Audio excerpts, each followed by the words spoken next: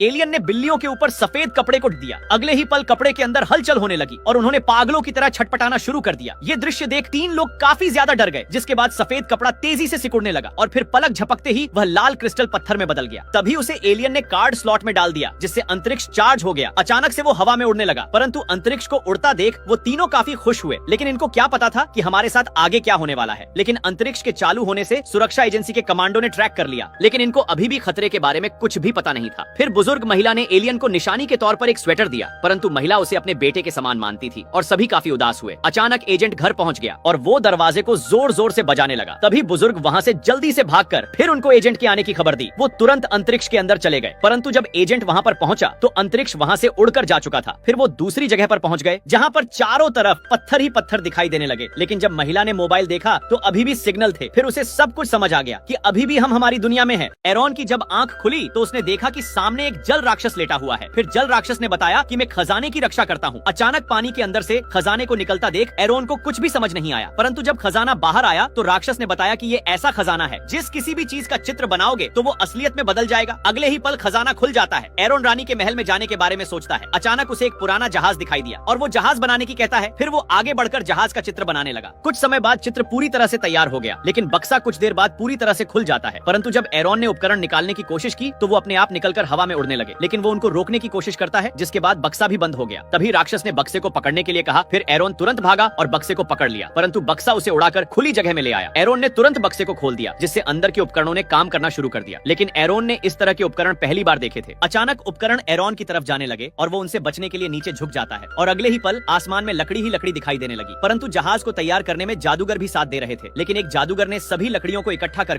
उड़ने वाले जहाज को तैयार कर दिया। बुजुर्ग ने एक लकड़ी को काटने के लिए खड़ा किया, परंतु जब कुल्हाड़ी को उठाया तो लकड़ी को अजीब तरह से हिलता देखा तो वो काफी ज्यादा डर गया और पीछे हटने की वजह से सभी सामान ऊपर गिर जाता है। अगले ही पल माइकल वहां पर पहुंचा और एक लकड़ी के टुकड़े को मांगता, क्योंकि वो अकेला था। अपने साथ रहने के लिए एक कठपुतली को तैयार करना चाहता था। तभी बुजुर्ग ने उसी लकड़ी को ले जाने के लिए कहा। तभी वो घर पर लाकर एक लड़के का रूप देने लगा। कुछ ही पल में आधी कठपुतली को तैयार कर लिया। तभी उसे एहसास हुआ कि अभी भी कुछ तो कमी रह गई और वो फिर से उसको तैयार करने लगा। तभी वो पूरी तरह से तैयार हो गई, परंतु कठपुतली का पहला शब्द पिता सुनकर वो काफी ज्यादा डर गया और पीछे हटने लगा, जिसके बाद वो तुरंत बाहर चला जाता है। फिर जोर जोर से चिल्लाते हुए कहा कि मेरा भी एक बेटा है। लेकिन लड़के को पाकर माइकल की खुशी का ठिकाना नहीं था। फिर लड़के के लिए कपड़ों को तैयार कर पहना दिए, परंतु वो उसे चलना सिखा ही रहा था। लेकिन वो वहाँ से भाग आया तो वो बाहर की दुनिया को देखना चाहता था। अचानक 2 कुत्तों से डरकर एक कमरे के अंदर घुस गया, जिसके बाद उसे कुर्सी पर ही नींद आ गई। लेकिन जब उठा तो पैरों में आग लगी हुई थी। उसकी चीख को सुनकर माइकल जल्दी से वहाँ पर आया। फिर उसे एक टेबल पर बैठाकर दूसरे पैरों को पहना दिया। अगले ही पल पैर पूरी तरह।